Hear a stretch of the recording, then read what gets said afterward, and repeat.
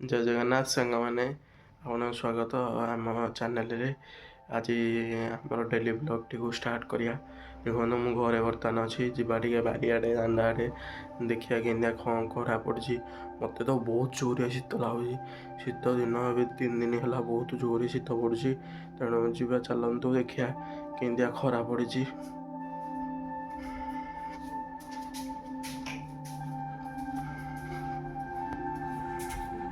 ମୁଁ ଆପଣଙ୍କୁ ବ୍ୟାକ୍ କ୍ୟାମେରାରେ ଦେଖାଇ ଦେଉଛି କେମିତି ଭଲରେ ଖରା ପଡ଼ୁଛି। ଦେଖନ୍ତୁ ମାନେ ଚାଲ ଏବେ ଯିବା ବାରି ପଟକୁ ଦେଖିବା। ଦେଖନ୍ତୁ ସାଙ୍ଗମାନେ, ଏଇଟା ହେଉଛି ମୋର ପେଣ୍ଟିଂ ମୁଁ ନିଜେ ତିଆରି କରିଥିଲି।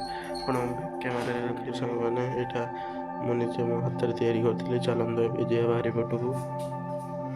ମୁଁ ବାରିପଟେ ଆଇଛି ହେରି, ଆପଣଙ୍କୁ ଦେଖାଉଛି ବ୍ୟାକ୍ କ୍ୟାମେରାରେ।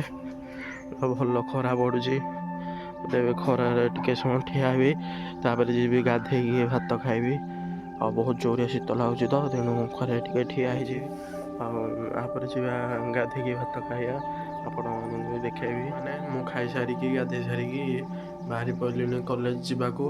ଆଉ ମୁଁ ଏବେ କଲେଜ ଯିବି। ଖାଇବାର ଭିଡ଼ିଓଟି ମୁଁ ସୁଟ୍ କରିପାରିଲିନି, ମୋର ଆଉ ମନେ ନଥିଲା, ତେଣୁ କ୍ଷମା କରିଦେବେ। ଏଇଠି ଆମ ଡେଲି ବ୍ଲଗ୍ଟିକୁ ଏଣ୍ଡ କରୁଛୁ। ଜୟ ଜଗନ୍ନାଥ ସାଙ୍ଗମାନେ, ବାଏ ବାଏ।